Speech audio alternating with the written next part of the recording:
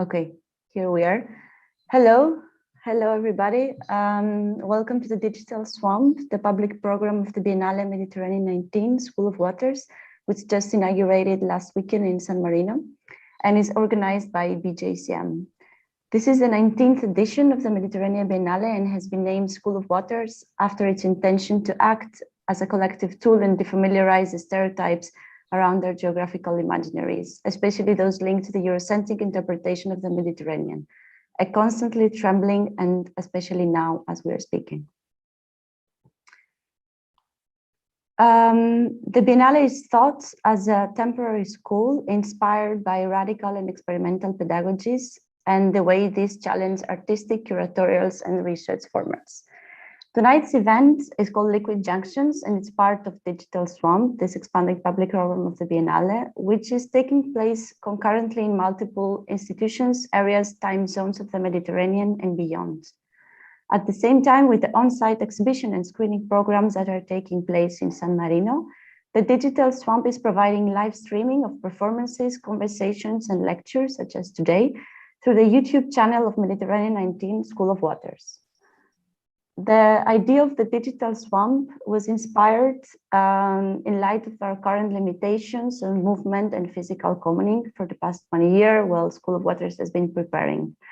Swamps are actually environments that are usually considered static and associated with diseases, but in fact are transforming and transformable transition zones, vital for their land and water ecosystems. Today, my colleague Panos Giannikopoulos and I are excited to welcome you to the first part of Liquid Junctions, a two-part series of conversations that explore further the topics of the curatorial concept of the Biennale. Panos will shortly introduce what is going to happen in the next few hours, but before that, I will just make a quick announcement that the second part of the event, Liquid Junctions, will actually take place in the physical space of the city of Athens, so please stay tuned, as very soon we will be announcing more information about it. Thank you, Angeliki. Hello, everyone. I'm Panos Giannikopoulos. I'm a curator based in Athens, and I'm part of the curatorial team of School of Waters. Since not all of us have been able to travel to San Marino and visit the exhibition, we're very happy to host today's event and take a glimpse of what has been cooking over there for the past couple of years. As Angeliki mentioned, today's event is part of Liquid Junctions. In the first session, starting now, we're honored to have Chus Martinez with us. Later on, for the second session, we will host Ella Feiner, who will be in conversation with Angeliki and Chara Stergiou. Chus Martinez is joining us today from Venice. She's head of the Art Institute at the Academy of Arts and Design in Basel and artistic director of Ocean Space in Venice. She's also the expedition leader of the Current, a project initiated by TBA 21 Academy. Her work has been a huge inspiration for the Biennale, a constant reference for us all. We visualize the Biennale from the viewpoint of the moisture rhythm of the rainforest, bearing the question, what does the term education include today? Returning to the idea of the decentralized, diffused octopi nervous system as a paradigm, and the radical otherness of the rainforest as a life force defying the container of the white cube or the institution, as more than a beautiful metaphor. And also, the ocean as art practice, an investigation of the subject of life, reprogramming our senses. Today, she will talk about the ocean as method, or how to imagine the seas as cultural space. Chus will be in conversation with Biennale artists and Artworks fellows Eva Papamargariti and Valinia Svoronou. Eva is focusing on the dialectics of fluidity, motion, the entanglement between bodies, and the traces they leave as they float, sink, disperse, get cast in and out of water. Valinia works with text, moving image, publications, and sculptures to investigate the various metaphors found when narratives are told from a feminine perspective or when less known stories are retold, to create possibilities for the reimagination of another future or a different past. Before we start the conversation, I would like to especially thank Artworks and its funding donor, the Stavros Niarchos Foundation. Artworks, where I am also working, is a civil non-profit company based in Athens. It was funded by Marili Konstantinopoulou and Dimitra Nikolou in 2017. Along with our communication officer, Xaviera Kouvara, we try to offer opportunities to Greek artists. Basically, what we do is offer financial support to individual artists working in the fields of visual arts, moving image, dance, and choreography. So far, we have awarded monetary prizes to 230 individuals, through the SNF Artist Fellowship Program. Every cycle of the program lasts about 8 months, which means that during that period, the selected artists and curators are encouraged to take part in various skill sharing and professional development events. Our goal is to build a community around the fellowship and create a safe environment when we can all share work and ideas. However, our support doesn't end there, and we're always looking for additional opportunities. For example, residency programs and other collaborations. In this regard, we have also partnered with Mediterranean 19 School of Waters in order to support our fellows Eva, Valinia, Chara, and Ionian Bizai as part of latent community with Sotiris Tsiganos, who are participating in the exhibition in San Marino and are also here with us today. Before I give the floor to Chus, I would like once again to thank her for joining us today, and of course, thank everyone who has tuned in. Just remember that if you have any questions, you can send them to us while the conversation is live via the YouTube chat. Chus, the floor is yours. Thank you so much. Thank you so much also for the invitation, and for the invitation in a context that means so much for me. And yeah, I think I never gave a talk from a hotel room sitting in a bed. So let's see what happens when one does it. So it's also very funny because I just arrived in Venice to see the work that I curated at the Ocean Space. After a year of work, I was not able to see the work live. So I still, it's still ahead of me. So it's kind of, I'm talking in anticipation of a work about the work itself. So first of all, I would say that I'm going to share with you some thoughts that I have in my mind, but are still a little bit scattered around because I am in the process of writing them down. But one of the major or the central points is the fact that since I've been working with the ocean, I've been learning to understand this notion, not only literally, but also not metaphorically. What I mean is that I understand it literally.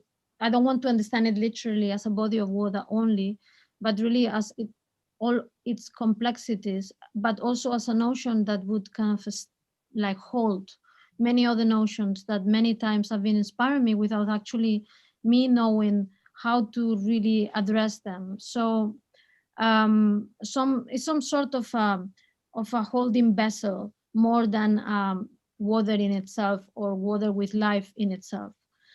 Some years ago, I gave a talk in India, and I've been completely carried away by the idea of praising ignorance. I remember part of the audience looking at me in complete, despair, mostly the Europeans, and the Indian audience looking at me thinking that I got nuts, but still it resonated with them. I was thinking about that. Actually, at the time, I wanted to say that it's a pity that there are very few ways of reversing the negative connotations of the word ignorance. So that ignorance for us, it only resonates with the lack of something, but it actually, there is no praise of it, or there is very few ways of praising it or embracing it so that it kind of plastically create a positive and fertile ground.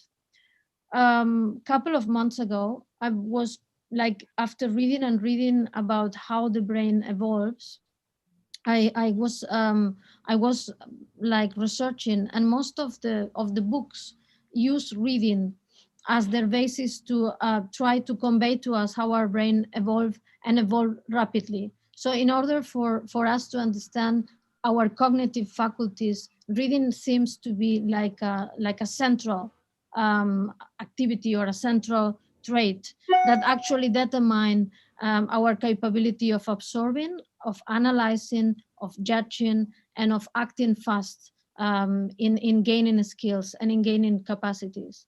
And I was reading it, of course, and after months of being kind of facing this neuroscientific test, I was sitting in my sofa thinking about my family.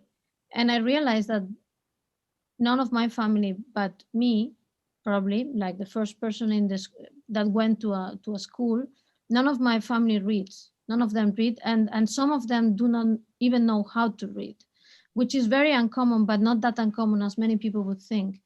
And I think that if so many millions of people in the planet cannot read or are actually not shaped by reading, how come that there is almost no studies about how their own brains evolve?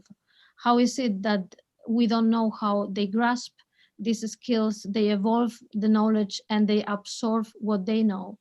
And I thought it's kind of incredibly disturbing that we are just kind of shaping a whole organ and a whole idea about what we can learn and how we are actually absorbing the world and projecting our imagination of the world into the world with that kind of some substance of reading only as the kind of mega reference point of learning and also of education, because you get educated through text, but it's not true. And it's actually going back to the tensions, to the many tensions in between theory and practice. The fact that those that are actually learning through skills and learning through only doing are always look a little bit in a diminishing, and they are actually not kind of assaulting knowledge as they should, or not grasping it in the whole dimension as they could, if they could use not only the hands, but also the brain.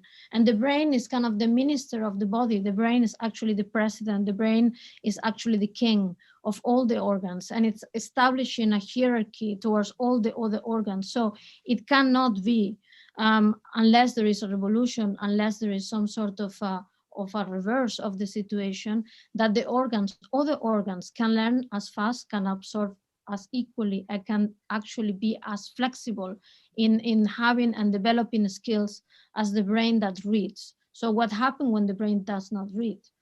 So one of the persons that wrote one of the most beautiful books on the subject matter, actually I went online and I couldn't, when you go online, then you try to just, I was searching for her email to immediately ask her if there is anything that she could help me about this question. I couldn't find her in internet, but I could find her in Instagram. So I sent her a direct message, and half an hour later, she answers and said, actually, no, there is actually not much. Because it's very difficult, because everything is quantitative. And since everything is based on the data and the transformation is much easier, as all the experiments have been designed after reading to actually undo the whole science, experimental science that questions. So the question has been actually having one ground and one basis, which is the basis of reading. So I kind of thought it is funny that I wanted to praise ignorance, but actually it's not only the ignorance of the human, but there is also incredible amount of forms in life that do not read. I think dolphins don't read, whales, I haven't not seen them in libraries or reading, anchovies, I don't know, they are a little bit more savvy, but I doubt it. Sardines, yes, I trust them. Tuna, turtles for sure, if there was some sort of turtle library, they would attend, but mostly many forms of life are actually, and their brain are not shaped by reading. And I thought it's very interesting that if we, as Vinci and Desprez always tell us, are asking the wrong questions, or are we determining, are defining, are designing the question based on certain assumptions that we consider universal, but actually based on the same data are not universal, because whole continents are really not shaping their knowledge. Indigenous knowledge are not shaped by the book, are not shaped by reading. Animals are not shaping their intelligence by reading, and still we insist on having those ideas of transmission based on reading. And transmission is key, because we base transmission, we trust transmission as our evolutionary tool in order to sustain our own species, because we can transmit what is good and we can also warn in what is bad. And that exactly is the key of survival. So I thought it's very interesting that in almost every structure that you interrogate, you find the logic of the imperial. And the logic of the imperial always have this idea of the territory and this idea of the possession. So the territory as the book, the pages, the words that actually linearly evolve and create some sort of an extension. And the idea of creating an extension, which is through the text, gives you an idea of power because you read a book, it's a unit. You can conquer a country, you can conquer a territory. And how much of it is again and again in every of the things that we are conveying. So for me, the ocean has been, let's say, an incredible reprogramming exercise. It has been the exercise in trying to move from that idea of the territorial and imperial possession of a substance into something that we could call a reculturalization or a space of art. And also it has possibilitated me to think about all these ideas and try to connect issues and notions, subjects and questions that are historically not seen as connected. For example, you would not connect the evolution of the brain and the acquisition of knowledge with the question of the ocean. You would connect the ocean to questions of conservation and to questions of preservation, but you would not connect it immediately with epistemology. You would also not connect the ocean with questions of attention. But actually, if we are to understand life in the ocean, we need to understand how we humans understand certain ideas of perception and how our idea of perceiving is very kind of, again, very territorial and very based into a core idea of attention, and how other forms of life do not manage with the same sort of attention. I think a sardine that would be very attentive to one aspect of the ocean would probably just miss the rest and would be eaten. So our idea of focusing is an idea that does not apply to so many forms of intelligence, but it determines our prejudices and how we project ideas of power and ideas of possession upon all these forms of living. So I thought that in order to reflect upon a post-colonial condition, it's not enough to reverse ideas of power or just reverse how and who is having what from whom, but actually the very logic of the decentralization that is not only happening in octopuses, but it should happen in everybody. So this idea that you could decentralize the senses from the power of the brain or from a certain conception of the brain. And I've been intrigued in the last years because there is more and more research that connects the organs in a complete different form, not connecting them in such a pyramidal, hierarchical, relationship with the brain. So a few years ago, actually 10 to 12 years ago, it was this incredible research that for the first time connected the stomach with the brain, seeing that some of the synapses cells that we have in the brain are also in our gut. Therefore, some ideas that we have versus taste and nourishment that we thought it was only a question of a personal dislike are connected with what our brain is telling us, or our organs are telling to the brain not to do because it's kind of bad for us. But now, again, with the question of attention, I've been very kind of centralizing or focusing my interest into how, for example, there is also a new research into how our skin is listening, and the question that you don't also listen through the ears and that you actually listen through the skin. So I see that the ocean is kind of giving us an opportunity to really reimagine the many decentralization processes that need to happen, and that are not only based on 20th century's ideas of concentration of power in institutions. So it's not only an institutional program or problem, but it's an organic problem. So we should not only talk about decentralizing institutions or criticizing or doing institutional critique, but also doing some sort of organic critique. and that organic critique should be extended from the organs of the human in an understanding of the organs of the non-human. And I know that this is quite paradoxical and quite difficult because we have enough already with criticizing the institutions that we form in the last, let's say, couple of centuries, in order to also take the body into account.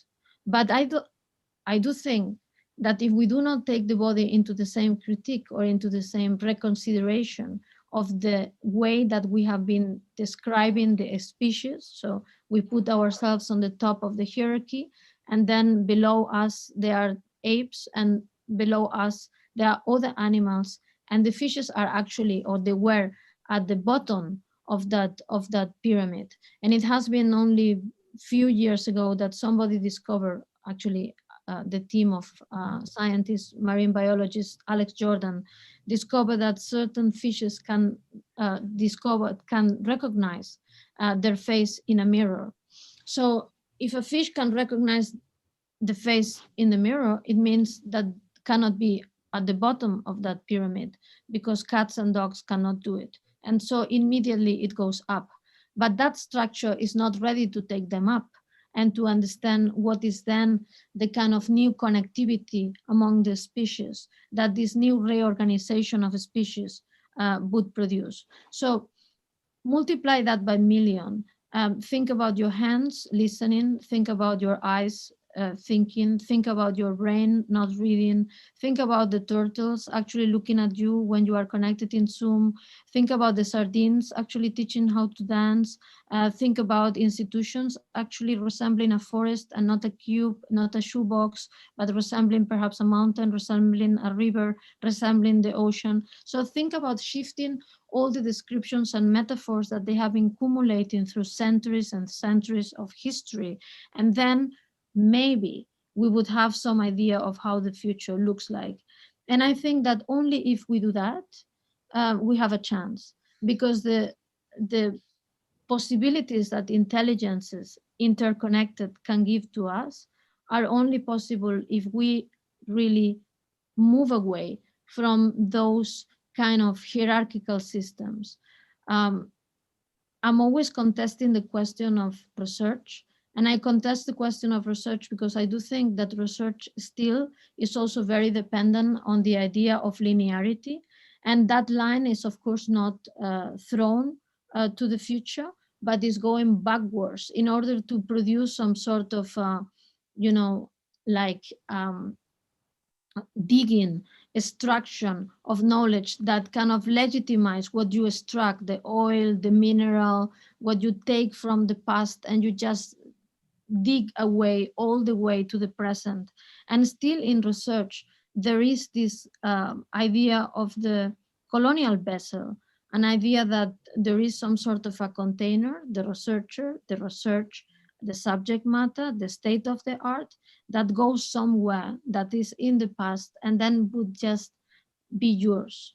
That past all of a sudden is a little bit yours, and you travel with this kind of property into a present, and just you take ownership of it, and you spread this ownership into the way that you understand what you see, the real.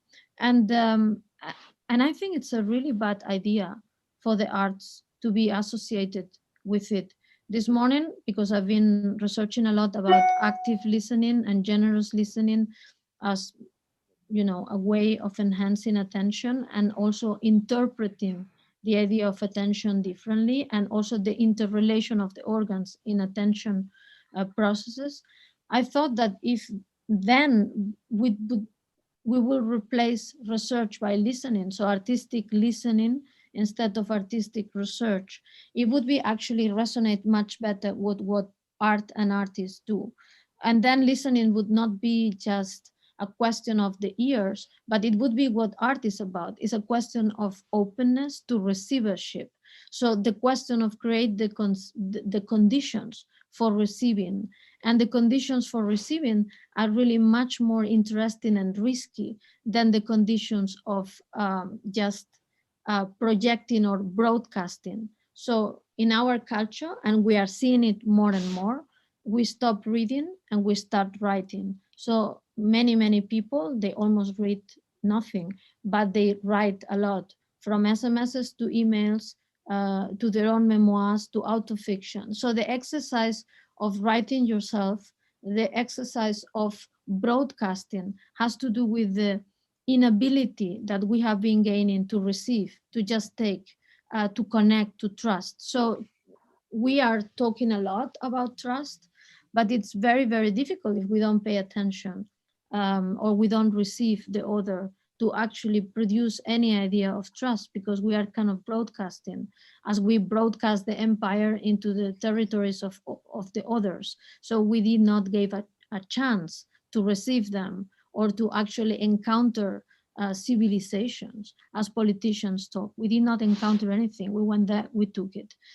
So I think that the ocean has kind of given me an incredible possibility to think about how certain substances which are natural and that remain natural, and they are not metaphorical only in the language and in the use that we give them in language, are giving us a new epistemological opportunity, so that we can actually think with them through our thinking structures and the way that we have been organizing what we expect from certain functions. And those functions for me, of course, they are primarily art, which is the only thing that interests me, I must say. And how actually art for me is the very embodiment of intelligence. And by being so ungraspable and difficult to describe, it's still the possibility of historically creating a receivership of other forms of intelligence. Because as knowledges are organized, how can we imagine that different disciplines could receive other disciplines if they are so close in themselves and structure? Not even research is there to receive. Research is there to etymologically go back, to just trace an idea of a DNA, an idea of a code that continues. So it's there in order to proceed with the continuation and legitimation of what was there. It's not that to really challenge or to really transform or to really open it up to a different logic. It's that to perpetuate the logics that we more or less know, under some modifications that the industry would call innovation. So there's a slight modifications into the same that actually are a vital part of what we Darwinistically understand as evolution.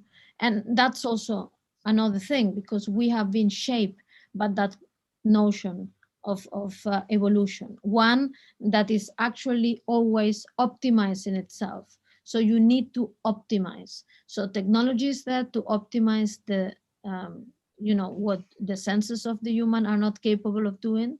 And almost everything has this capability of optimization. But it is because we are not actually considering so many other aspects that may perhaps be even better than that idea of maximalization or optimization of knowledge. And this is why I think that in this inquire about the ocean, we can learn to do so. And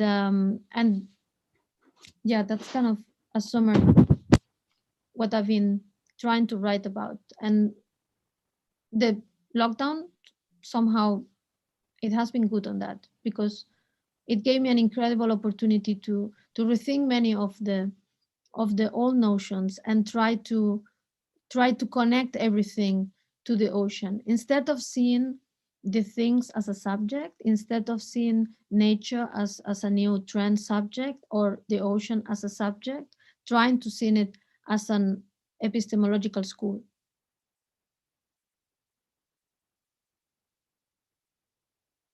Is it completely obscure? Yes. But perhaps we can talk a little bit and then it would kind of open up, no? Perfect. like a daisy. Thank you, Chus. It's always a pleasure listening to you. And Eva and Valinia will now continue with some questions, and we can follow up with questions from the audience. Eva, Valinia, welcome. So, hi. I mean, I would like to ask what you think about the idea of maybe healing. So I was reading recently that, you know, to some extent, like healing happens via sensory routes and not via language in a way. That there's a lot of techniques that have been used that have to do with the idea of stimulating the senses in some way to kind of go for this area of, you know, healing someone or rehabilitation, because trauma kind of stimulates responses of the old brain. And I mean, I'm just coming up with this question, so please bear with me. It doesn't make any sense, you know. So basically thinking around that, you know, like how do we revisit this idea of intelligence in a way, you know, like in terms of thinking of healing. And I think that like whenever we try to find a space that is not loaded, like we're trying to operate from a space that is not sort of doesn't contain these memories, and therefore maybe if I'm saying something that doesn't make sense, please let me know. So then the ocean or like the atmosphere or places that seem kind of severely unknown to us are like maybe the ideal kind of switchboard to rewire and to kind of put these connections together. Would you say that like healing pays some kind of important attention to the way we kind of receive narratives and intelligence within the context of trying to think from a different perspective, from the perspective of ocean as an ontology, or like, I don't know, like the atmosphere or like the sky, or, you know, places where we haven't been and we haven't colonialized, in the sense that we've only been able to kind of see the ocean culturally or see the night sky, but not really visit there and inhabit it, and, you know. No, I think that is very pertinent what you're asking. I probably would not use the word healing myself, but it's true that now we are all around this notion and talking about it. And if you, for example, would interrogate, you know, even 20 years ago, if somebody would say healing in certain contexts, everyone would say, well, that's a little bit esoteric. Maybe rehabilitation is a better word, I'm not sure. No, but I think it's a good word. I think that we have been moving from a more, let's say, antagonistic, ideological, defensive era, where when somebody was uneasy, was fighting back. It was a much more modern constructed, without actually acknowledging that the damage is not only something that you can fight back, or the damage is nothing heroic that you could structure and even collectively reclaim, but it's something that goes deep.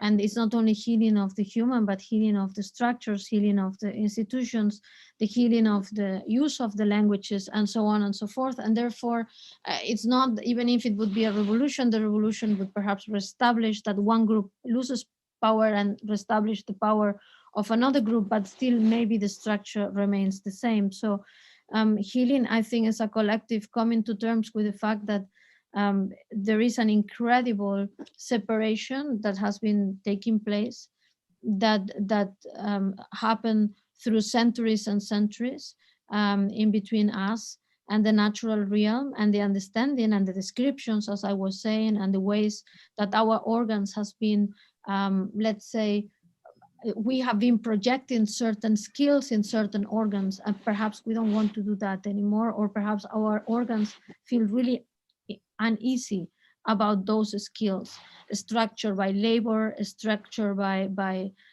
resilient, and so on and so forth. So I think that this that is happening now is that it's like a major collective intuition that a whole reformulation needs to take place.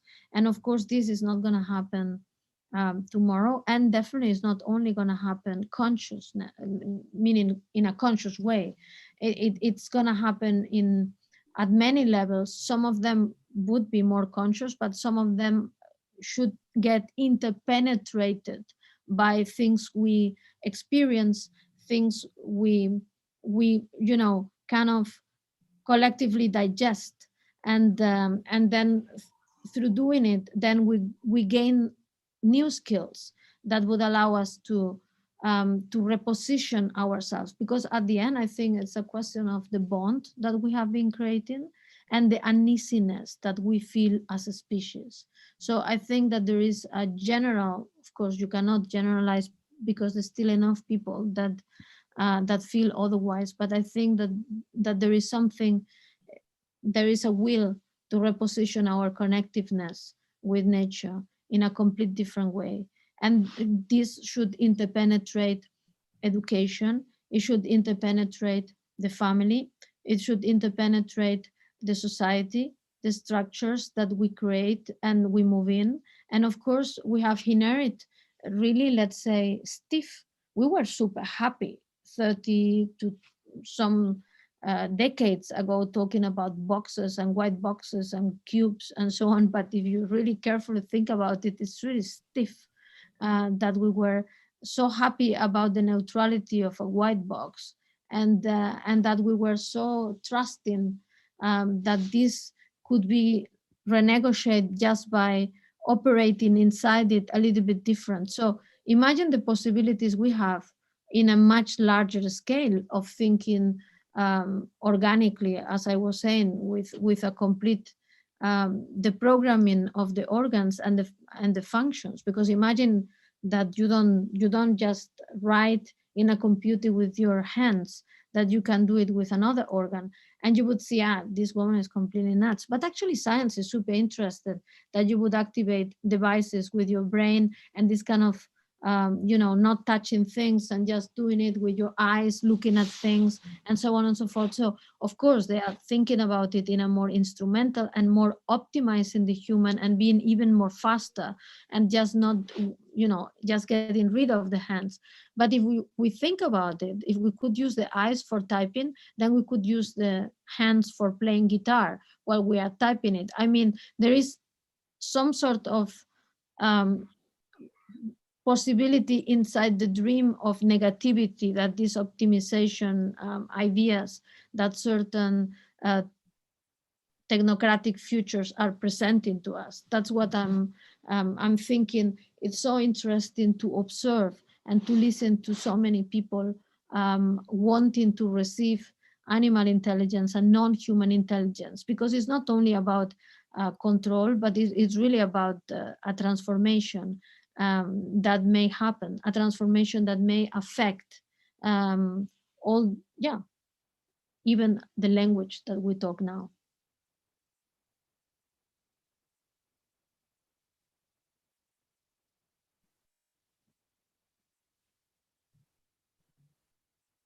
Eva, you are mute. First of all, thank you, Chus, for the super intriguing input. And thank you, Artworks, as well.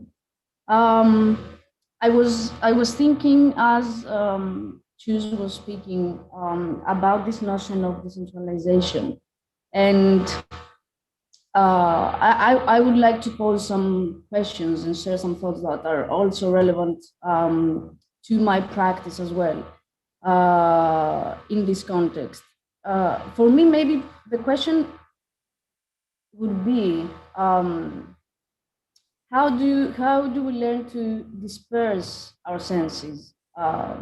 And maybe the question is not how do we learn to train ourselves differently, but how, firstly, do we untrain ourselves? I mean, how can we erase some preconceived and pre-existing notions and described ideas unexisting or coexisting? And along with this idea of decentralization, I can't stop but thinking the idea of destabilization. And I was thinking about what Chus was saying about how an ocean or a river is a body of water, but this body of water exists. It can exist in a calming state. It can exist as we observe them. But I think there is a crucial moment when we are observing these bodies of water, and This crucial moment is when there is a disruption happening, and this disruption can be a flood of the river, for example. It's this time where there is a certain swelling happening in this body of water, where it's a moment of confrontation, and it's a moment of confrontation because I think somehow it is like they are declaring their presence in the here and now as much as we do when we observe them. And if we focus on this liminal moment, perhaps, and we accept that shifting point, we would find ourselves within a state of destabilization, which I think is quite important as well in this context, as Chus mentioned before, in the idea of what we know and what we ignore. So another question for me would be like, how and if we can destabilize ourselves or our preconceived ideas about institutions or social systems in order to create space for this kinship with the otherness to happen. And I guess this has to do a lot with the distribution of knowledge as well, and the dispersion of power structures in a more decentralized octopus kind of brain system rather than gathering them into one central mechanism or space. That's a very complex question, and I think that there's many possible answers, but I think that how can we activate it through art, but not art only. So I have an incredible trust that art can create some sort of weirdness, and it has been created because it is not creating any answer, it's not creating any theory, it's just creating a sense of weirdness and possibility.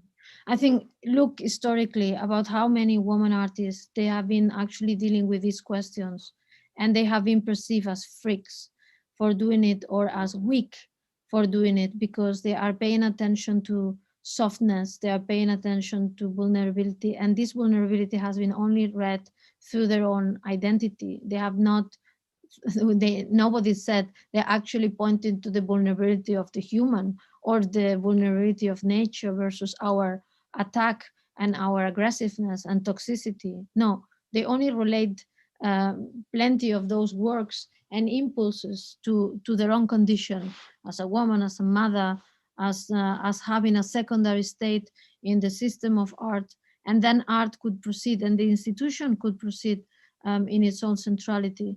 But by cumulation, it is true, or I think so, this cumulation, which is not only accumulation through the 60s on, but let's say it's accumulation through all these women painting the flowers and the plants, that all those coming from imperial and colonial expeditions brought back to Europe, and it was mostly women illustrators and painters documenting those species. Through the accumulation of that kind of feeling and experience of that possibility of the vulnerable, that has been created as a condition that today we can discuss. We can say, you know, when I was a student, you could not bring questions of nature into the classes of philosophy, and now you can. So there is like a transformation that happens into the experience of it, that then the language absorbs. So my first intuitive answer would be that art plays a fundamental role in producing a ground of weirdness, that then by everyone else, every other discipline, every other system of power, by trying to readjust it and not being able to completely doing it, then it kind of shifts a little bit, and then a process of change goes in, opportunistic change, you know, because like greenwashing change, all kinds of change, but still it's happening. the second stage, I would say that it would be a little bit like when after the ice age, then the flowers came. So it would be a stage of exuberance, or a stage of almost too much of one substance. No, when you read the books, some scientists say that the daisies killed the dinosaurs. It was actually, they were kind of some sort of a flower allergic. So the climate was so good that that too many flowers. So there is a second moment that would be the too many flower moment, where almost everything looks in a sameness, where things kind of, it seems that everyone is talking the same language. It kind of synchronizes itself in a weird way, that kind of makes it feel redundant or unimportant. And I think that this is kind of a fundamental transitional moment, let's say. We are not yet there, but it would come. It would come that in every school, that in every company, that in everything, almost the same notions would come, like questions of the environment and questions of climate change and questions of nature, questions of social justice. It would come, and it would be a level of relevance and a level of complete redundance. So it kind of accumulates and accumulates and accumulates, and it kind of explodes all over. And then from that, like a new environment forms, where things start to dissociate again, and then a new language comes out of it, which is a language we don't know yet, or a species we don't know yet. You know, it's after the flowers, it may come a gigantic ocean or a whale, or it could be a tree, or it could be a mountain. So, and I think that we are learning to actually understand that the processes of transformation are not only historically human-driven processes of power and institutions, but are also kind of environmentally driven, or let's say naturally driven by these other processes that open up and transform, because we will not be the same. And this is happening in science in many ways, like these people, for example, designing cameras that they don't replicate the human camera, but the optic nerve of a fish or a turtle. So the very moment that these things proliferate, the very moment that this would be up there, this would be an incredible change that would not be the same. It would not be the same being a 10-year-old, being able to look through your mobile or whatever you use to, human or as a turtle. So the very moment that this established itself as a new reality there, yeah, the whole language that needs to address it would also get readjusted, and so on and so forth. So I think that this is kind of how I imagine these processes happen. But still, I think we still, of course, in our everyday life, we are super far away from it. And I must say that in the art world, particularly, because we are particularly conservative. I also wanted to ask something. Is in this context, do you think that a language is needed, like a syntax is needed, or a detachment from language itself is like what should be, in a way, waited for? I mean, I think it's happening. I think, for example, you know, even like a simple analysis, not long ago, everyone was talking about autofiction, and everyone was actually possessed by the possibility of writing their identity, which is fundamental, of course. But then all of a sudden, that kind of changed a little bit and swift into storytelling. So by collapsing, you know, by writing, you completely collapse the possibility of absorbing and listening. So because you are just giving, not giving to others necessarily, you need to give it to yourself. You need to really write it because it's important for you. And this is an exercise of assertion and self-determination that is fundamental. But then more and more we are seeing an incredible attention into storytelling. And I would say that there is two reasons why storytelling now is kind of re-emerging. One is because it readjusts ideas of power that they have been established by dialectics. So in storytelling, nobody's right. There is no winning argument. So everyone the turtle and the person running next to the turtle, they are right. So it's absolutely, nobody can have a better argument. So it's kind of counter dialectical in a way. One can say, well, it's a little bit moralistic even. So there's also a moralia into many of the storytelling that will be also a little bit problematic. But I must say that if we just pay attention to the structure of storytelling in itself, I think that there is a seed of power compensation or leveling or more horizontality in storytelling than in argumentative thinking or in dialectical thinking, as problematic as it may sound to some. And a second level is exactly the fact that by storytelling, we reintroduce the idea of a narrator and listeners, so that we kind of move away from the only writing, the only broadcast, from social media to to auto fiction, but the idea of that only just sending it out there. You moderate it a little bit by the possibility of having some people listening, because it's a soft way, it's a soft attention. So you don't need much, and yet you are captivated by storytelling. So for me, these are really, really good examples of how language readjusts its own function inside the social by just producing, for so many people may sound even monstrous, and some sort of involution of, that we move from Western ideas of thinking and philosophy into storytelling. And yet I think that is actually a very necessary transitioning into a state where the level of linguistic articulation that it has been presented to us as the only possible one would just dissolve itself a little bit and possibilitate, at least to the Western world, to open up to indigenous knowledges and to many other ways of non-verbalizing how they just encounter the real. So, and I think that is kind of it's a process that's happening.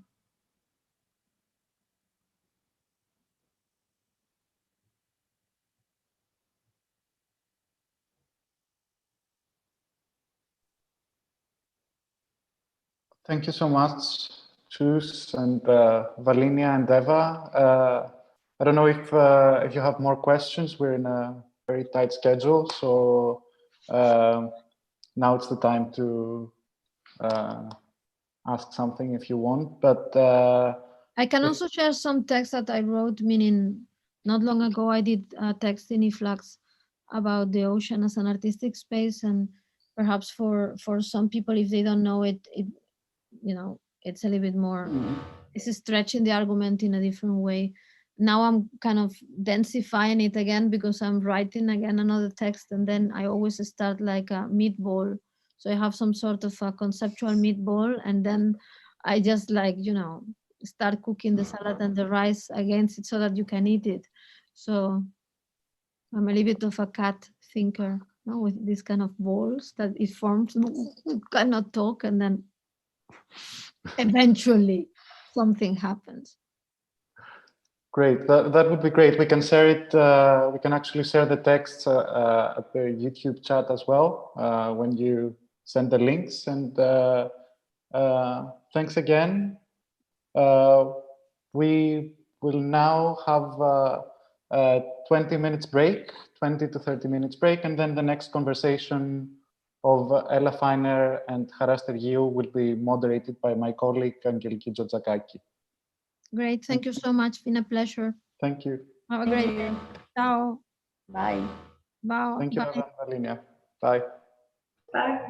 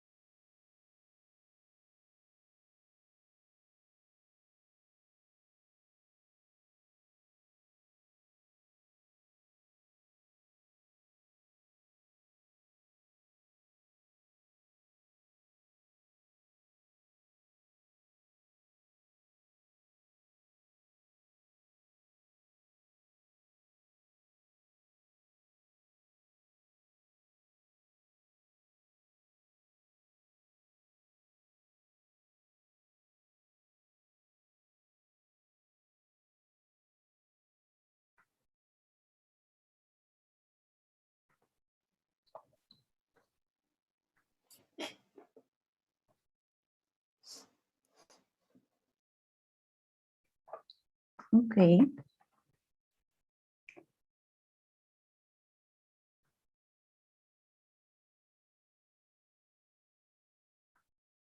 I think we are back. Hello. Hi.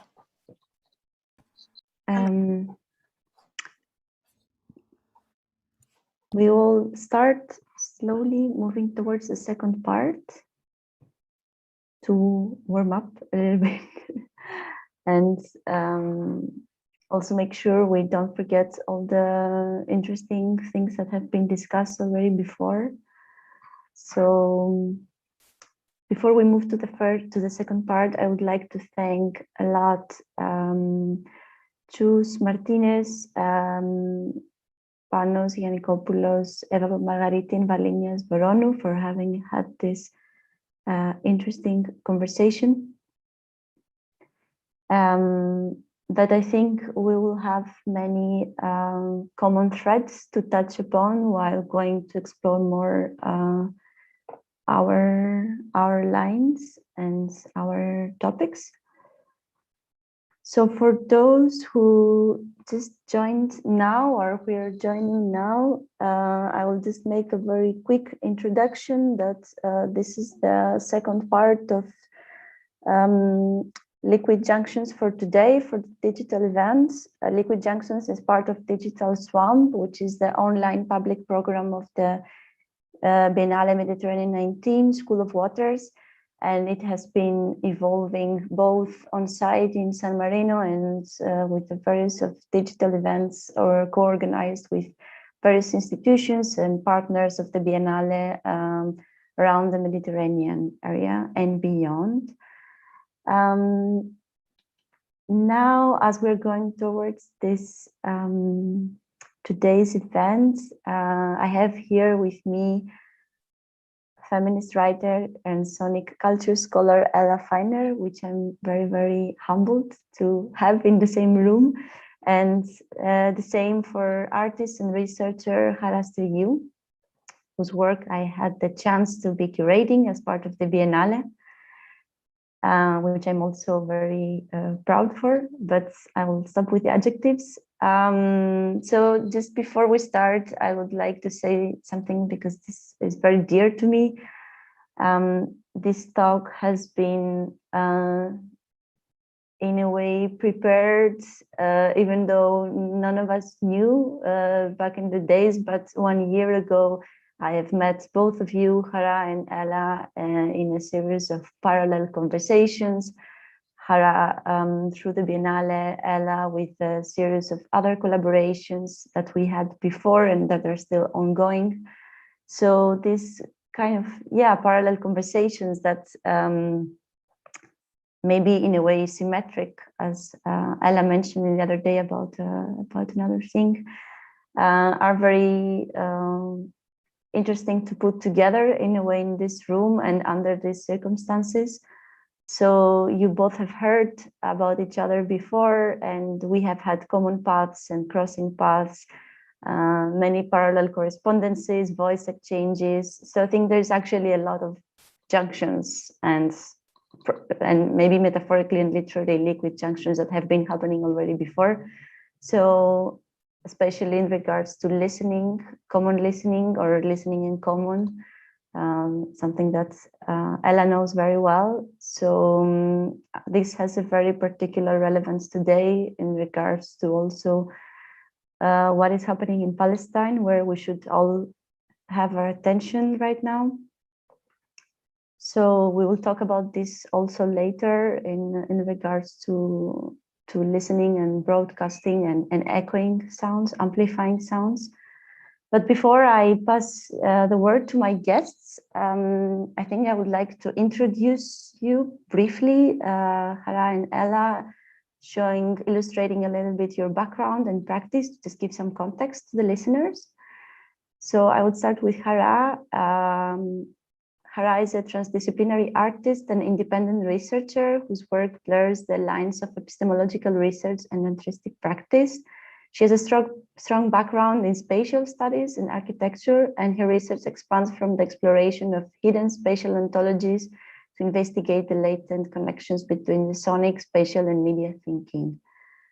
Tonight, we will be discussing further Chara's artistic practice, and especially these very interesting formats of the DJ lecture, sonic performance used for the transmission of unheard political consciousness, provoking cognitive sovereignties through sampling, mixing, and distorting songs. But Chara will explain it more and better later.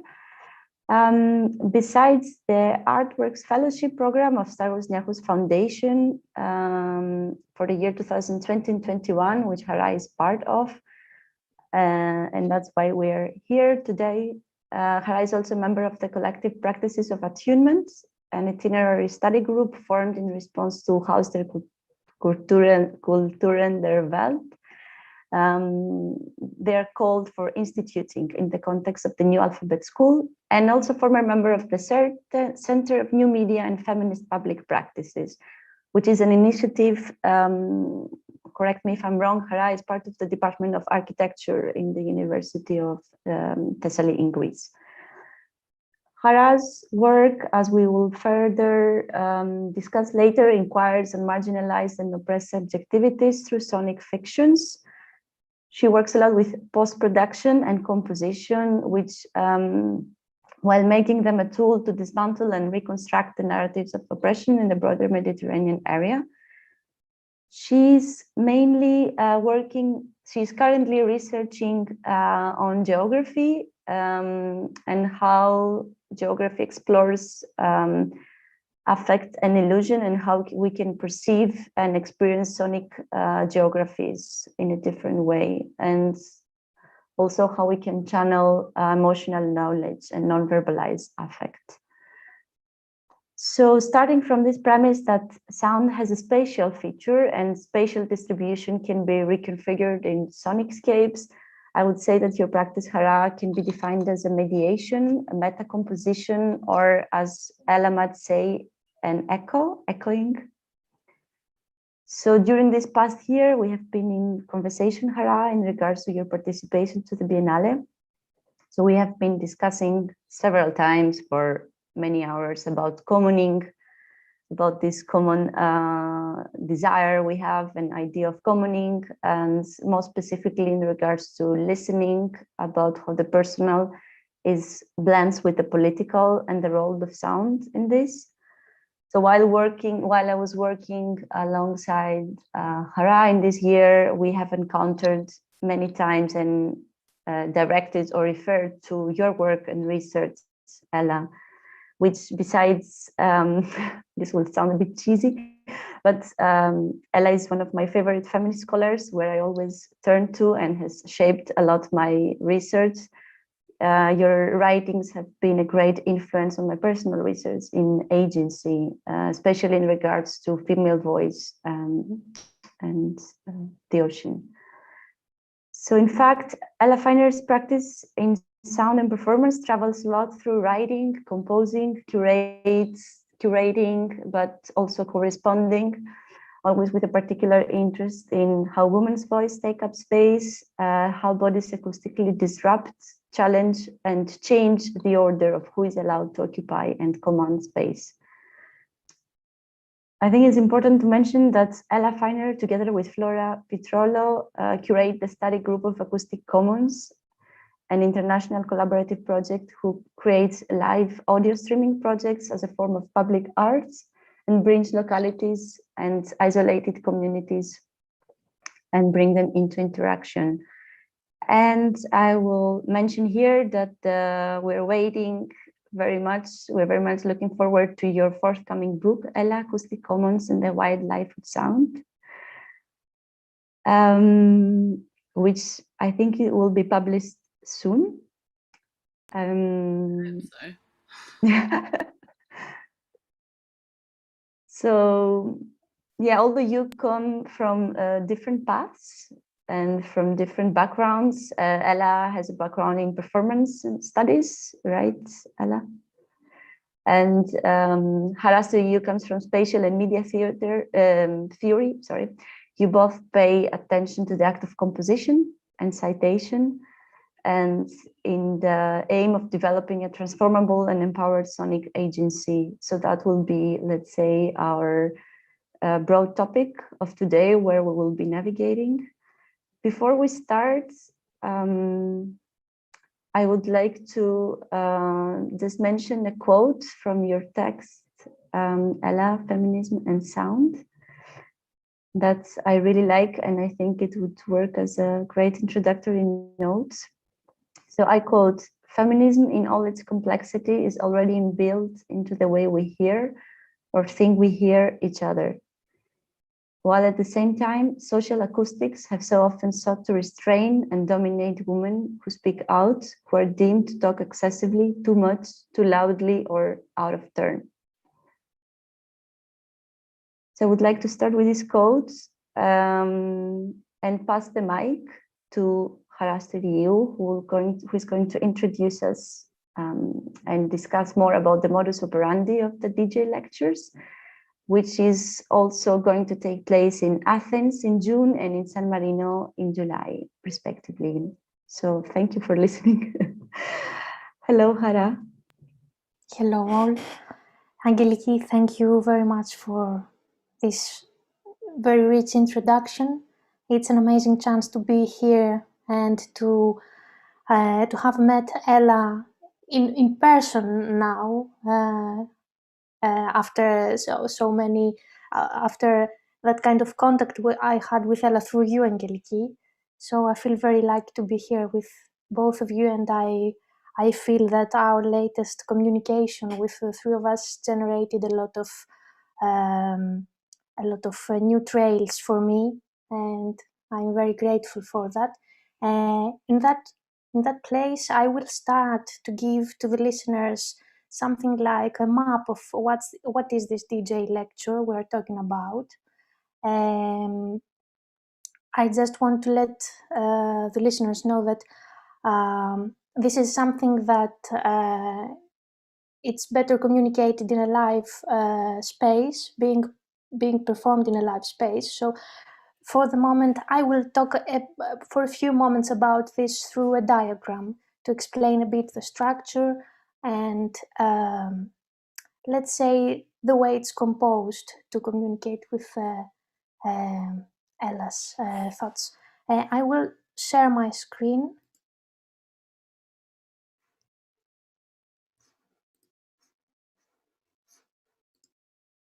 I will share my screen and start telling you. I hope you see the image I have. Okay. So for a few moments, I will explain a bit about this. This image is also a part of the catalog of the Biennale. So this is our reference there. This is a kind of a section of the sea and a section of the performance, which diagrammatically and graphically had changed a lot of shapes through the 2 years I'm developing the DJ lecture. So I start a bit telling you and reading a short text I wrote to explain you what's this. So let's start by some definitions. Let's start with the definition of DJ. Definition number 1. Someone who plays records and talks on the radio or at an event where people dance to recorded popular music, such as a nightclub. Definition number 2. By dramatically emphasizing the connections between songs and juxtaposing them, overlaying them, the modern DJ is not so much presenting discrete records as combining them to make something new. And let's have a definition about what a lecture is. Definition number 1. A formal talk on a serious subject given to a group of people, especially students. Definition number 2. An angry or serious talk given to someone in order to criticize their behavior. So in the past couple of years, I've developed what I call a DJ lecture, which is a DJ set performed as a lecture or a lecture performed as a DJ set. In other words, it's a collection of songs and references interwoven and performed in order to tell a unique story. At that time, I needed, when I started making the DJ lectures, I needed to speak of an often unacknowledged, speculative, but very real and oppressed self of the Greek subjectivity, mostly as shaped after 90s. So such concerns would have been better addressed as an embodied experience and not as not in a regular talk format. So all this started with no clear intention in my mind. I started to construct a journal of songs that related to the weekly topics of the course I was attending at that time, and it was called Ocean's Archive at Goldsmiths. And the journal contained sonic stories of oppression and the sea through recent examples of Greek popular music. I was very influenced by a very intense concert I attended at that time, and it was clear to me that there's a collective sentimentality of a live performance that can offer a lot to its audience, and just a 3-minute piece of a song or of music could shake the grounds of our collective unconscious better than any other, in quotes, sovereign of knowledge, like we are used to do in academia. So let's move to the section that you're seeing. I'm not going to translate it, but I will speak about it and you're going to see the image. So this journal that I'm referring to, this journal of songs, became my playlist, which I needed to perform at an event, and I decided to structure my lectures as a dive into this sea section. So starting from the atmosphere and the electric sound, the radial materiality of sound, to the surface of the sea and the stories of migration taking place there, among with other phenomena of the surface, while ending up to the sea bottom, which is an internalized perception of something unexplored, a more complex and not analyzed part of the subjectivity I was trying to talk about. But also, I don't remember who said that, it's about this particular seabed geography. Somebody said that we know more about space rather than the depths of the oceans.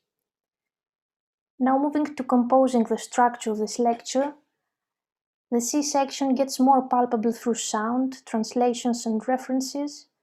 The sonic narrative to be performed consists of a selection of a few things, which are samples of songs, other people's voices, my voice, being a mediator, sometimes a translator, sometimes a citator, and mostly an interpreter of all kinds. So am I a post-producer, a navigator, a composer of a sonic stack? We don't know. A mediating voice who speaks and transmits, let's say. So through this sea dive, through this sea section, we have to enter its undulation, its waves and currents. And at this point, I want to refer to Salome Vogelin, another voice. We're going to have some voices in that part. Salome says that, while speaking of a geography of sound, that this geography has no maps. This is something completely new. I was thinking about my new DJ lecture, so it's something completely new in terms of the geography of the DJ lecture and another kind of geography we're talking. So this is something fresh to say.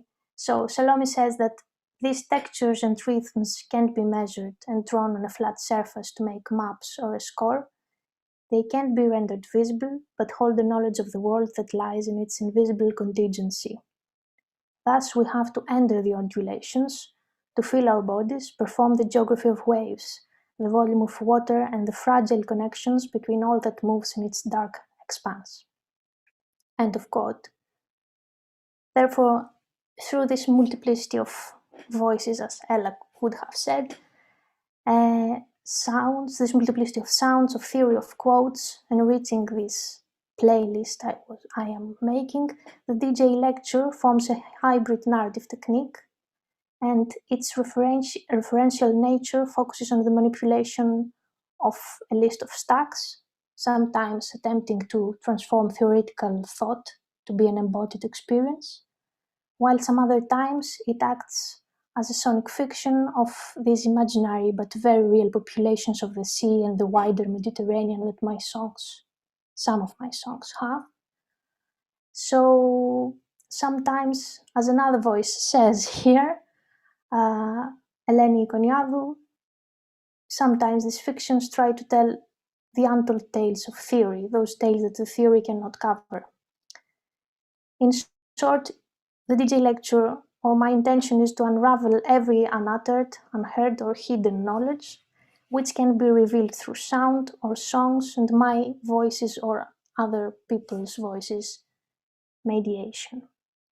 So, to end this, except from this fictive diagrammatical geography of the DJ lecture, we have a physical geography too. And that brings us to my previous DJ lectures, where population was a key term of my narratives. Some of the titles of the previous DJ lectures were music for logistical populations or music for amphibious populations. So let's move a bit to that, because it explains the context of the songs and the context of or the purpose of the DJ lecture. I was talking about population there. So, as the guru of biopolitics says, we all know who this is. The more I have spoken about population, the more I have stopped saying sovereign. And this will explain a bit why I'm using popular culture. So, in the first DJ lectures, like music for logistical populations, and this has to do with the sea, they deal with a music stack that some of the Greeks here might know. This stack is related to the music production of Greek popular music from the 90s to the mid-2010s, related to the watery Anthropocene and a social imaginary there, while somehow they inevitably speak of an expanded geography that sets the Mediterranean as a wider field and its subjects there. So this period that I'm referring to, I was thinking that it starts by the time I was born, and it also signifies Greece's introduction to a, let's say, more capitalist reality, a welfare reality with hopes, entering the dreams of being an EU member. Or let's say that this was something like a moment that we had a Western validation of its own self. So this is a crucial moment under exploration. But while logistics and logistical population, I was very much influenced by how Moten and Harney define logistics. We know that in special studies, I was very, very much aware that logistics is the circulation of flow and matter. But in the case of Moten and Harney, they get socially materialized, especially through music. So logistical thinking, already from its history to the sea and slave trading, tried to tame the unmanageable, to get rid from the controlling human agent of subjectivity. And as Moten and Harney described the logistical populations, such populations were created to do without thinking and to feel without emotion, to move without friction, and to adapt without question. End of quote of this voice of them. So, on the other hand, those populations developed a certain sense of touch among them, and they developed a sense of touch without surface, and music is the perfect example here to explain that. So, music with the capacity to react on the imposed automation of, let's say, logistics, while developing a sense of the feel of the other in an impalpable way, is explaining more or less what what I was thinking at that time about sound and its agency and its capacity to build on subjectivity. So I won't say more about this, as I have said too much already, but I'm just trying to say that with the DJ lectures, I needed to trace and speak of such hints of visible and invisible oppression of any kind at first at the Greek subjectivity and through this stack of music, knowing that it somehow reflects a wider self of the Mediterranean through incidents of that we still are spectators of. So I'm not focusing into what is called political song, but mostly I'm trying to explore the materiality of sound, the ways I can use songs to distort them, to remix them, or to use their samples and their voices along with my voice, not being attached to genres. So we might have hip hop, techno, or folk music. And the canon to my collection is the capacity to create affect, capacity to create this kind of consciousness raising by composing sounds and voices, and to make connections about both local and global, sentimentalized reflections. And all of this tries to reveal a hidden present reality sometimes, which emerges through the references, through this expanded space that I'm trying to create with this section, this expanded space of flows of people, things, currents. So yes, I think I've said too much already. So as Ella would have said here, working with others' voices and working with others' works or words, pluralizing a body of work, and using this selective process of making a playlist or a reference list is something that tries to question how performing such a DJ lecture could be a way to perform passionate politics, or how it challenges our ways of being together, how we can raise awareness through sound, and surely reflecting this physical and fictional geography. I hope this wasn't too long. Oh my God. I will open the, sorry. No, that wasn't too long. My goodness, what amazing. I mean, it's just such amazing work, and it's such a privilege to be here and to hear your introduction, Angeliki. I mean, I'm so humbled to be, to be in conversation with two such brilliant women, acutely brilliant, and this work which has really struck me at a particular moment when I'm thinking of a lot of things about citation and composition, and then you appear, Chara, literally, and also to have had that amazing talk before this session, in which that connection between reading and listening was so, I think, kind of beautifully laid out for us, and about how we can learn the world through listening, another way of learning the world. So you've, I mean, it's amazing. You've quoted so much from me that I'm going to quote myself. We both quoted you in the same room.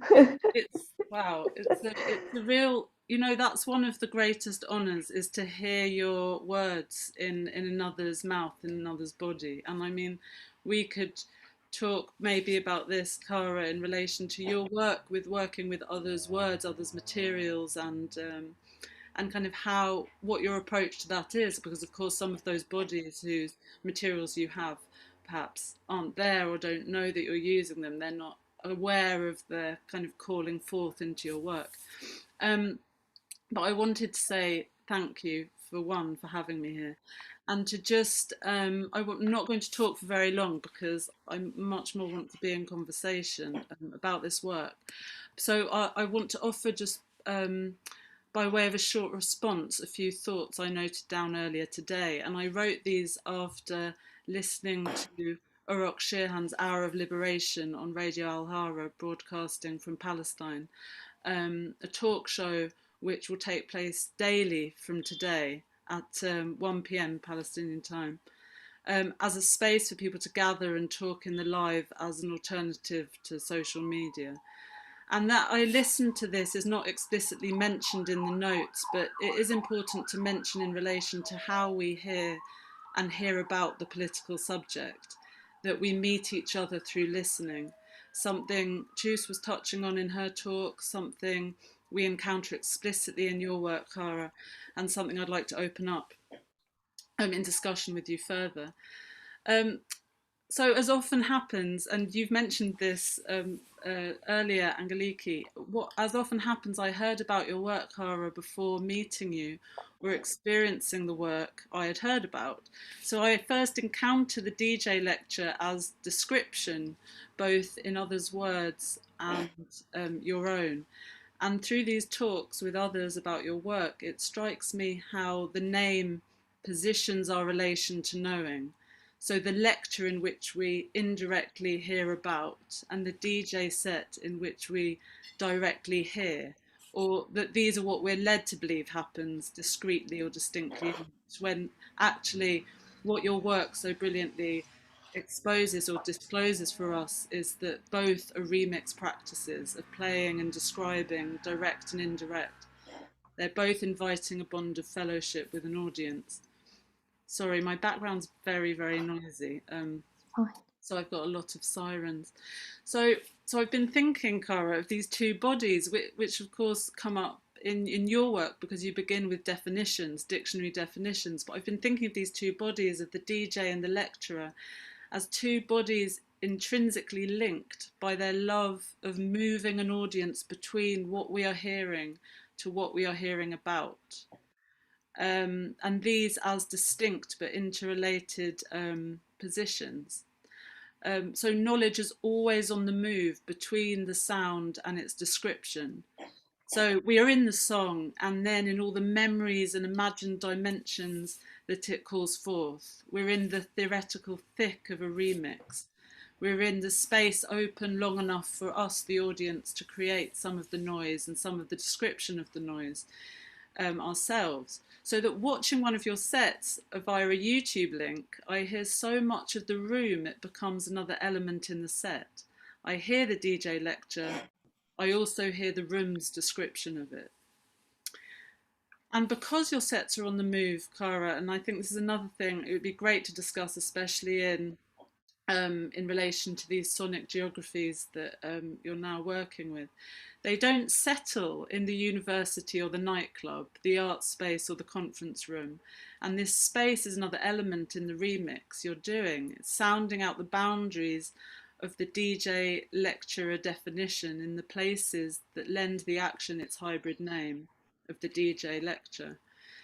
So I've been thinking of your work, Chara, as a form of interview or interhearing, interhear, between you and the records you play, between you and the audience, between the records and the audience, all these bodies on and off record meeting each other by ear. And part of why I came to thinking of the form of the interview or the interhearing is because in considering your work, I've been thinking about sonic citation, as I mentioned earlier, in the work of both the lecturer and the DJ. So the way both put others' materials in the air and mix them with their own sense of composition, with their own sense of persuasion and desired effect.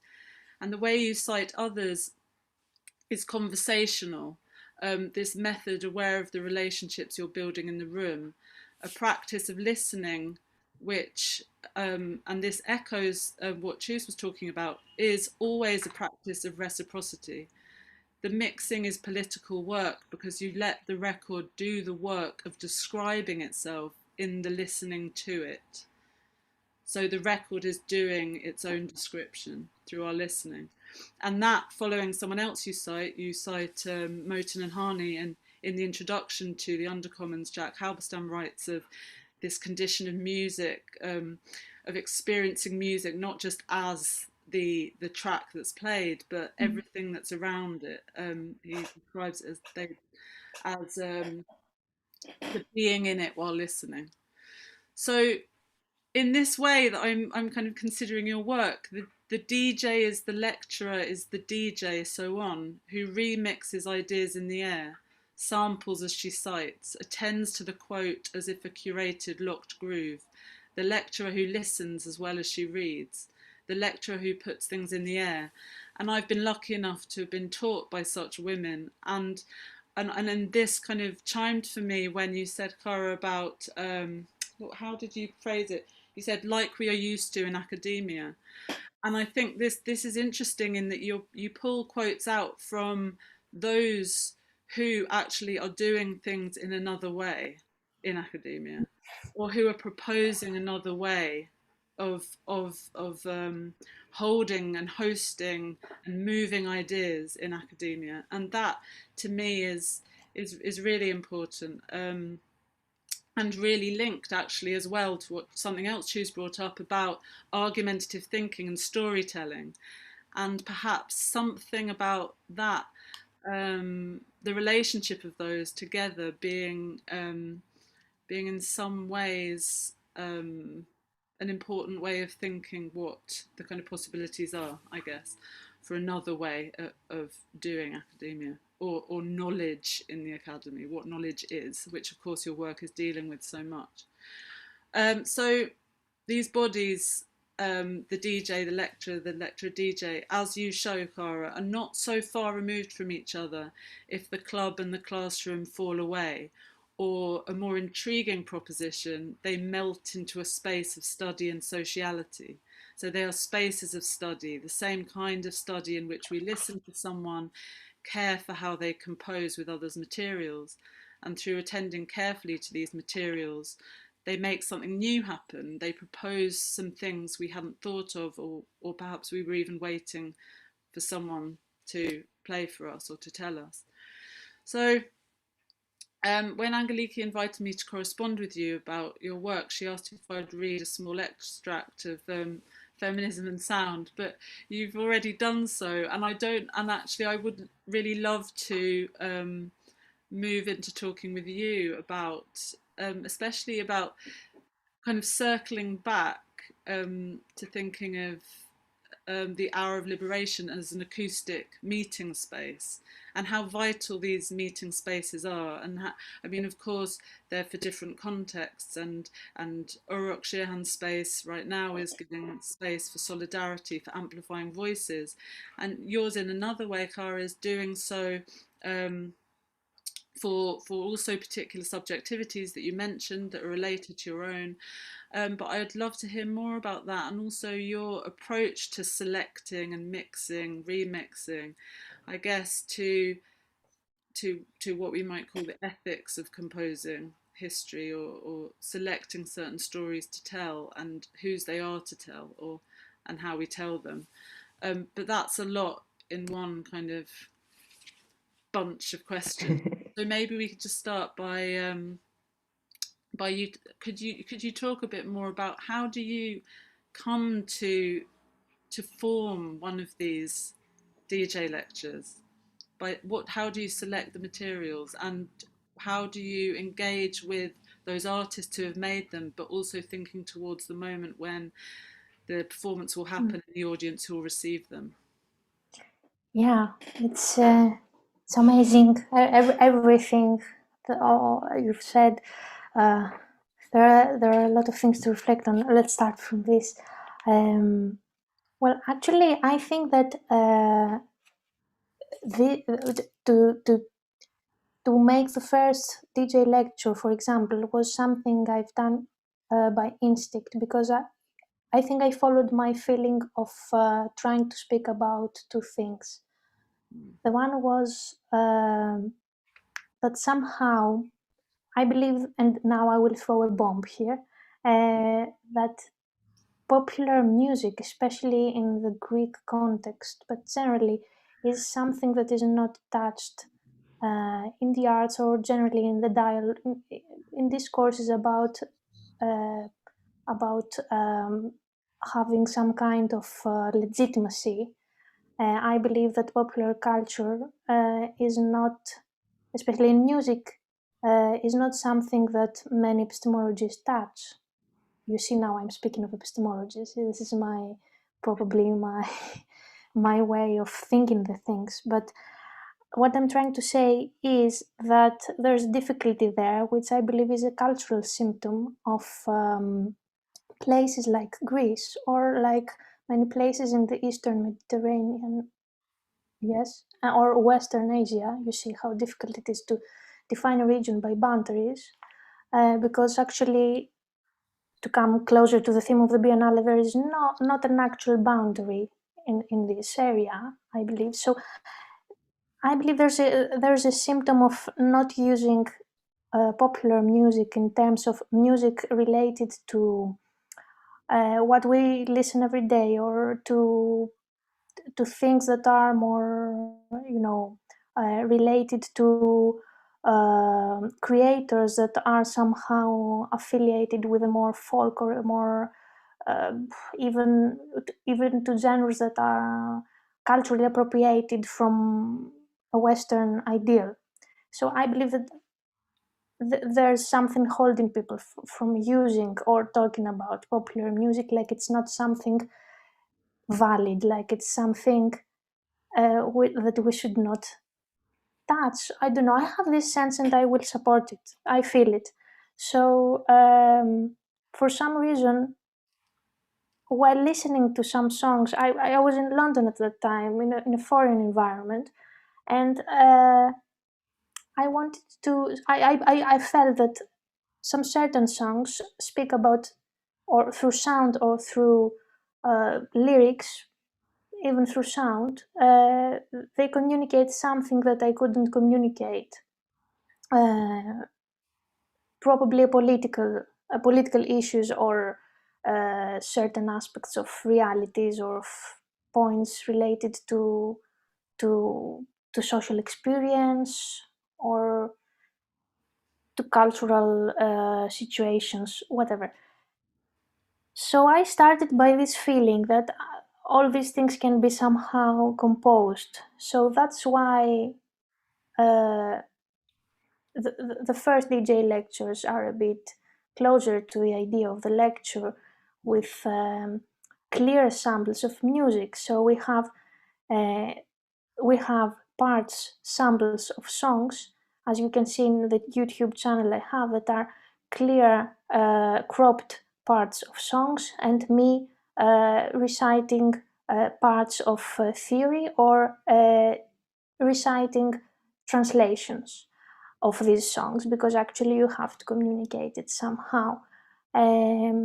And I can say, maybe I have told you about this, that it's different when I make a DJ lecture in Greek and when I make a DJ lecture in English. It's a completely different thing, because in the Greek case we don't have all this work of translation. So I have to invent other things to say and fill the gap of the mediation of my voice.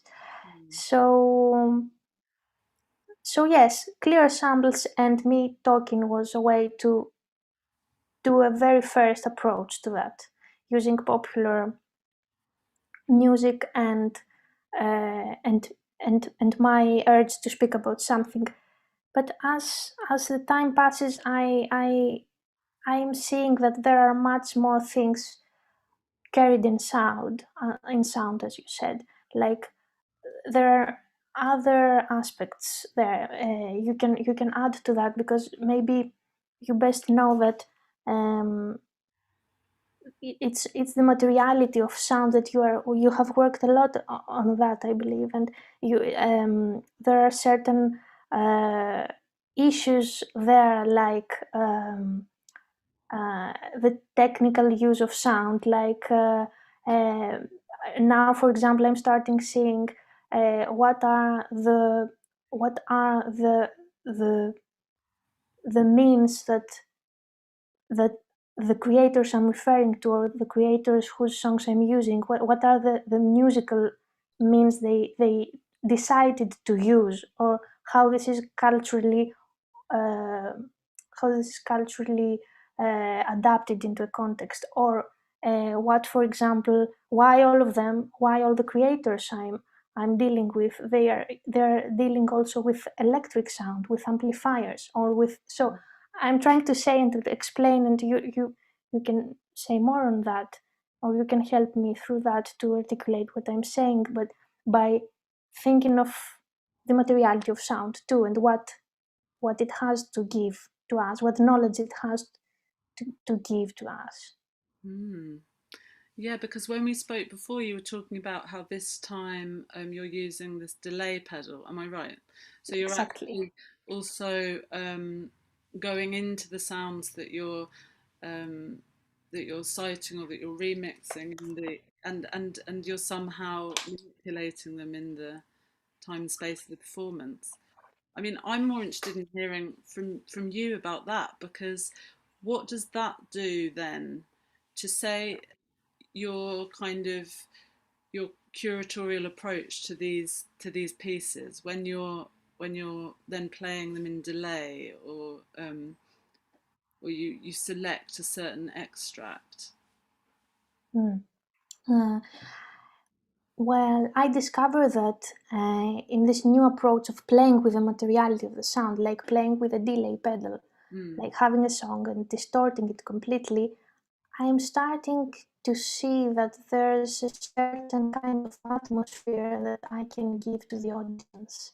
So the whole thing becomes, I'm becoming a little bit more the creator, and I'm choosing to let some parts of the song, of the original song, to be revealed to the audience.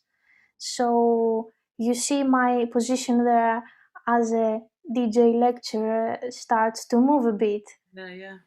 And I'm becoming something. Because you become in a way both more present and more obscured in a sense. And there was a moment, I think, when Chus was talking and she said, "Is that might all seem obscure?" And I thought, well, actually, some subjects are obscure, and actually, what I think the kind of is brilliant when people are able to do is hold subjects' obscurity, not go kind of knocking at them to kind of crack them and get their whatever's inside, but let them actually play in the case of a piece of music or be. And actually there was something else you were talking, well, from the first talk I was reminded of this quotation by Luce Rigoro, and now when you've just been talking I thought of it again, and one of the reasons I thought of it while Chus was talking is because it's a metaphor of the shore and of a beach and Western philosophy, the kind of history of patriarchal Western philosophy. And when you were speaking, I was thinking of how you were describing actually the DJ lecture in its kind of materiality of component parts, and you filling in a sense the gaps with your voice. And maybe I can just read it if I can find where I've put it, because I really quickly searched to find it, because all I could remember was this short bit, which was to enclose us within the shores of their thought. I don't know if you know this, but it's it really struck me that it joins the two sessions together. So it's from The Language of Man, first published in 1978. And it's about the fluid. So the fluid will always spill over reason, ratio, go beyond measure, plunge back into the undifferentiated, a universe of myths and magic, a night resisting the lucidity of the philosophers who will only approach it to re-enclose it within the shores of their thought. Forgetting that, without fluidity, their thought would have no possible unity. That fluid always subsists between solid substances to join them, to reunite them. Without the intervention of fluids, no discourse would hold together. And I mean, just so beautiful, the nights and the re-enclosing in the shores of the thought, but also kind of takes us back again to some of the concerns about reading or what's legible in terms of language. And I think maybe you could speak a bit to that in relation to the lecture about kind of holding the space for illegibility. So some of these are extracts, some of them are in delay. You're kind of obscuring some of them purposefully, and what your relationship is to that as a conscious methodology. Yeah. Well, I believe that it's nice to somehow, sometimes when I'm doing this, I'm and especially after our my meeting of you and your texts on sounds and feminism, at some point after talking with Angeliki, I was thinking, whose voice do I speak of?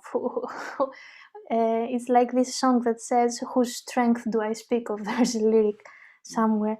And sometimes I feel that there's this citational practice in the DJ lectures, but at some other points, there's this need to keep things more opaque in terms of creating this atmosphere that I was talking about, or making this voluminous geography of the space. And sometimes it just comes, I believe, by listening to the songs, and they are the mentors to the opacity applied to the DJ lecture. For example, playing with this illegibility is just, I believe, is just enhancing the song, or the song leads me to decide if it's gonna be legible or not. But again,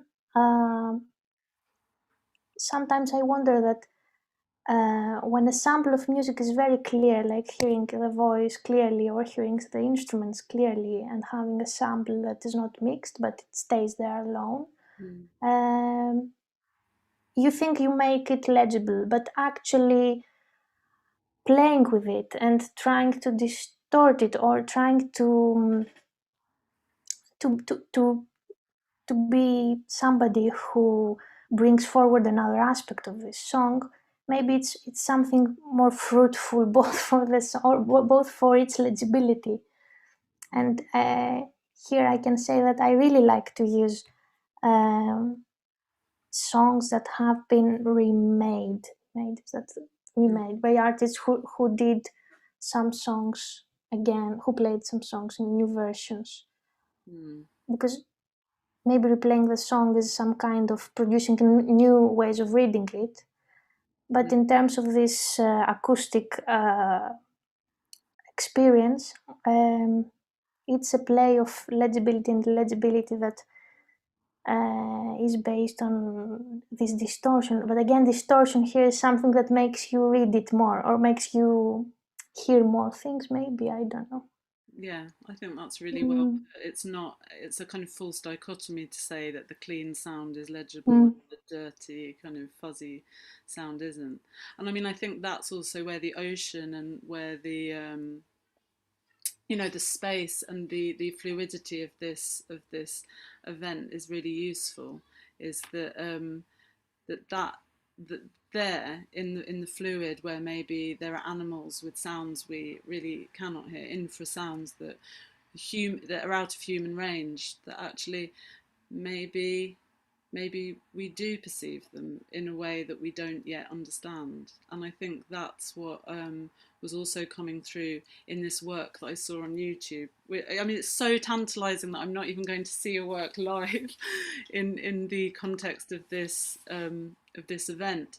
But in that short clip that I saw on YouTube, I was so struck by what an audience experience would be of one of these, because it was obviously filmed by a member of the audience, and I wondered then maybe if you could just tell us a bit about what kind of gatherings you've had in these different spaces, like how, I mean, it felt like it was an intimate space, the one I saw in a club or a bar, but then there was one where you saw no one in terms of the audience. And obviously I'm talking about these two pieces as documentation, so it's a bit kind of aside. That's fine. Your work, but I'm also just aware of time and getting towards our time. But maybe to end with something about the audience and towards the performances that you'll do in a few weeks, I guess. Is it weeks? Yeah, it's in 2 weeks, I think. We will try to document it and No, you send don't it have to to. you. I mean, I loved it when you said, and you said this when we first met, like I resist documenting them. So I was even surprised to find the ones online, because like they happen and then they're gone. Yeah. Actually, I think that Yeah, this was something that I realized lately, that it's very important even when we were thinking of me having here a kind of a little rehearsal of what I'm going to show. I felt that something was lost in between, like me performing here through Zoom. We were losing a lot of this thing, and I wasn't feeling, my feeling wasn't wasn't what I usually have and what the audience usually has, which is in the first video that you see, and it's in the YouTube, and it's like an enclosed space of many people. Yeah, this is a boat actually, in, somewhere in Thames, and the only thing I remember, it was a bar. The thing that was really positive for me was that what I remember is a nice feeling of me communicating with people through music, and the other was that when all this was finished, that was the moment I realized that I achieved a sort of communication that I couldn't achieve while I was speaking about things. People were more enthusiastic about communicating certain aspects through that kind of using music. And of course, sometimes that I tried to play that the DJ lectures in a lecture hall, like in a university, like the other video we have on YouTube. I can say it's the same feeling. It's a bit, you feel more restricted, more. The audience also, the audience gets all the energy and all the information, but I can say that there is this constant interaction between you and the audience, and each performance or each DJ lecture can be different. It depends on your communication with the audience, which is very strange, but it actually happens.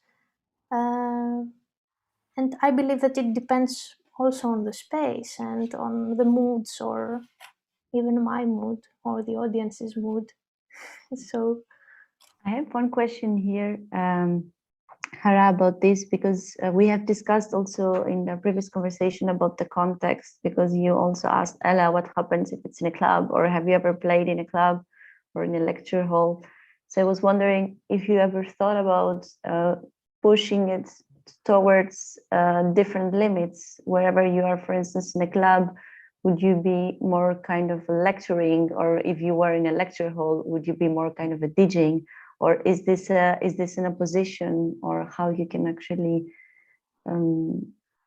deconstruct this idea of seriousness of what legitimate knowledge is, also that you mentioned at the beginning, when you define the seriousness of the lecture as something that is supposed to be perceived as knowledge or as a critique to something. So I was thinking, probably I don't know how many times you have done it already, but if you've thought of queering a bit this moment of the seriousness of the lecture by adding a bit more layers or more delays or more dirty sounds, as you called it before.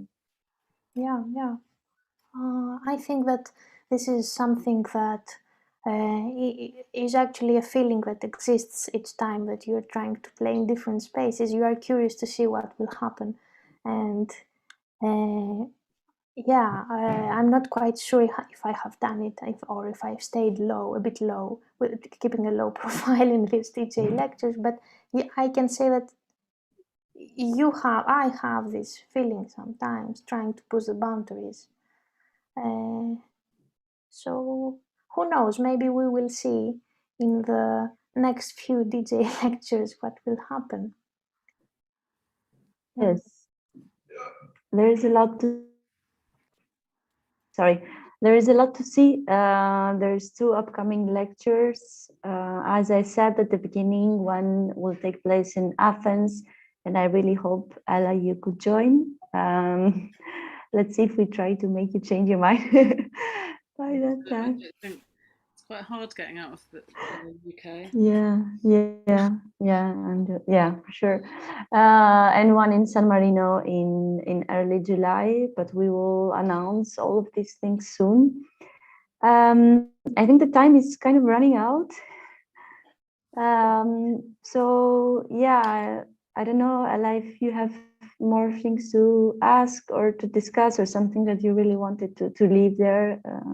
Oh, I thought we had to finish at 6:15 my time. So I was like, oh no, we're so over time, but do we have extra time? If you have more to say, we can stay a little bit longer. I'm so intrigued by this form, but I wonder if anyone else had questions, then they could ask Chara. Now's their chance to ask Chara. And if people don't have questions, then I'm still. If it's come to its natural end, by the way, Angeliki, you totally take the reins. I'm still really thinking about, I guess, this space that was opened up today on the radio by Uruk on Radio Alhara, and I hope you, Chara and Uruk, get to meet each other, because I think as well, this relates back to it does relate back to also again something Chus was saying about reading and not reading, and I was thinking of something that Uruk and I were discussing last year, at the end of last year, about what it would mean to lose one's literacy. And she was talking about it in relation to a language, like what if a body has learned a language and then loses their literacy in that language, like what kind of painful separation that would be to lose it. But I was also thinking of this then in relation to your work, Chara, and actually, especially in the sets where you have to translate, or you set out to translate for the audience, and how that shifts you in relation to the materials that you're playing. Well, I was also thinking that it's a nice idea to close this conversation with. I was also listening to Alhara Radio today. Angeliki told me that we were all listening to that, and that somehow I'm thinking how it all relates, how important it is to try and make legible things through our practices. Like when I totally believe that what I instinctively try to do with the DJ lectures, but I'm not sure if I'm achieving that, is to do this kind of reading that you said, or this kind of raising of consciousness on certain things, which is really hard to do. And especially with all these things that are happening in Palestine, and generally even with my return to Greece after some years outside of Greece, shows me that there is a certain agency we also have to do or to offer through our practice. I don't know if this will work actually to everybody, but this is something I was thinking with what you said, that I'm not responding exactly to what you said, but I was thinking of all that stuff along with. I know, because we were all there together, listening together, and in some ways this is again a kind of response to that point that Chus put in the air about the receptivity in listening, and how it proposes to make a community rather than just the broadcast going out at people. And I think and this is really what Uruk talks about and writes about, so about the chat room, because that's attached, of course, to this online radio station, and how that in a way builds the community. It has the discussion built into it, in words, but also in other ways, in just kind of a feeling that bodies are there, however virtual or however encapsulated in these tiny little images or icons of the people. But I think you know, as time runs out, that is it's really, I think, kind of important to think of us all having been there together in a whole other space today, in a whole other radio space, which was not just a broadcast kind of going out, but a real call for people to join, as they worded it. Thank you.